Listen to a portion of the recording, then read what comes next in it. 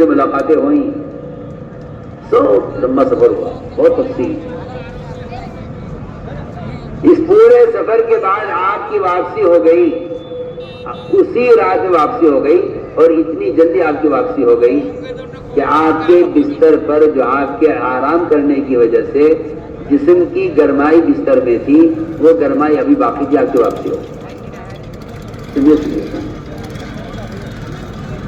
اللہ مجھے معاف فرمائے، ابھی معاف فرمائے۔ میں کہتا ہوں مسلمان کے بھی دل پر شیطان بیٹھا ہوا ہے یہ کہنے کے لیے کہ چلو سن لو، ایسا ہو تو سکتا ہے، بس یہ اندر کا مرض ہے۔ سنیے آپ، ایک آدمی سردی کے زمانے میں بستر سے اٹھ کر جائے اور بستر گرم ہو رہا ہے اس کا، اور واپس آئے، کتنی دیر تک گرمائی باقی رہے گی؟ بتائیے، کیا خیال ہے آپ تجربہ کر کے دیکھ لو، کتنی دیر آپ کے بستر پر گرمائی باقی رہے گی؟ آپ اس کا تجربہ کریں۔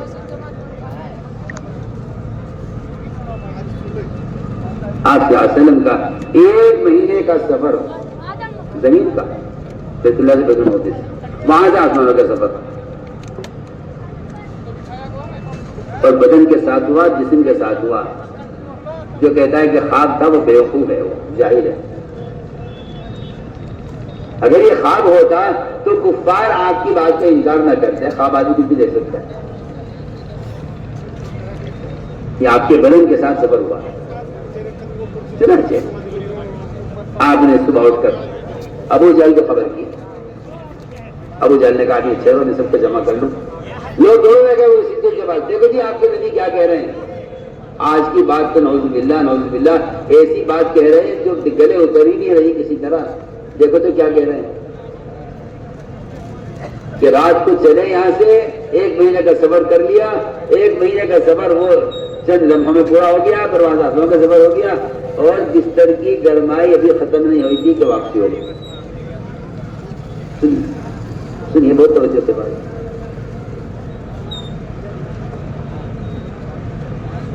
لوگ دوڑے گئے اس صدیق کے پاس جا کر کہا کہ اے ابو بکر دیکھو تو صحیح کیا کہہ رہے تمہارے ساتھی۔ انہوں نے سن کر کہا ارے یہ تو بہت معمولی بات ہے، تم کیا بات لے کر آئے ہو، کوئی اس سے بڑی بات ہوتی تو مجھے بھی مان لیتے، یہ تو بہت معمولی بات ہے کہ آپ کا سفر ایک رات میں بیت المقدس آسمانوں کا ہو گیا، کوئی تعجب کی بات نہیں۔ انہوں نے تو ایسا کہہ دیا بالکل جب کوئی بات ہی نہیں، یقین والوں کے لیے کیا ہے۔ اب سنیے آگے، اللہ تعالیٰ نبی کی بات کی تصدیق کافر سے کراتے ہیں۔ اگر نبی کی بات کی تصدیق مومن کر رہا ہے تو وہ کمال نہیں ہے۔ مزہ اس میں ہے کہ انہی کا جوتا انہی کا سر۔ میں آپ کو بہت اہم بات بتاؤں، جب آپ نے یہ خبر دی تو کفار نے آپ صلی اللہ علیہ وسلم کو گھیر لیا حتیم نے، اور یہ سوال کیا کہ اے محمد، اگر آپ سچ کہتے ہیں کہ آپ یہاں سے بیت المقدس گئے ہیں تو آپ بیت المقدس کے در و دیوار، کھڑکیاں، ستون وتون کتنے ہیں، اس کا سارا نقشہ بیان کیجیے۔ صحیح بات، اس زمانے میں لوگوں کی طرف ہی گئے آپ کہ مسجدوں میں گھومنے کے لیے جانا، مسجدوں کو دیکھنے کے لیے جانا۔ اب تو آپ دیکھ لیجیے، آپ اس زمانے میں مسلمان کو مسجد کا شوق ہے، نماز کا شوق نہیں ہے۔ آپ بادشاہ نے مسجدیں بنائی ہیں شوق میں، آج وہ مسجدیں بند پڑی ہوئی ہیں، ویران پڑی ہوئی ہیں، آپ نماز ہی پڑھ سکتے ہیں، کیونکہ نماز کے لیے مسجد بنی نہیں، مسجد بنا دی گئی ہے اسلام کی شان و شوکت کے لیے۔ آج آپ دیکھ لیجیے،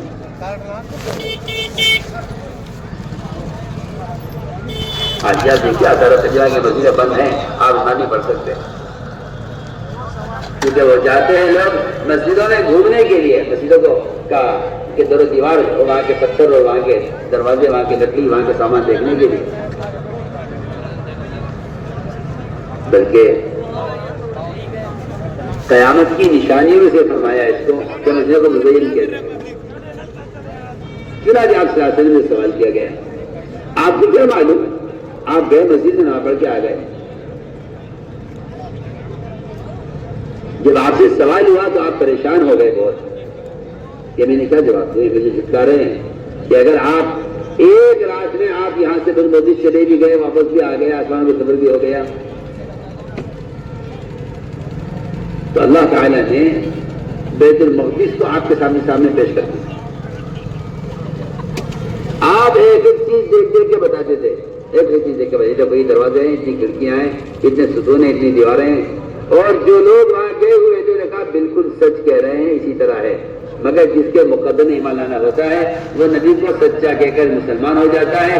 جس کے مقدر میں ایمان لانا نہیں ہوتا وہ نبی کو ساحر جادوگر کہہ کے انکار کر دیتا ہے کہ جس جادو. یہ کیا ہوا؟ اس لیے کہ جب حق بات کہی جاتی ہے, جب حق بات کہی جاتی ہے تو جن کے دلوں سے حق بات دل کے دل میں اترتی نہیں ہے وہ صحیح بات کو لے کر غلط لوگوں کے پاس جاتے ہیں.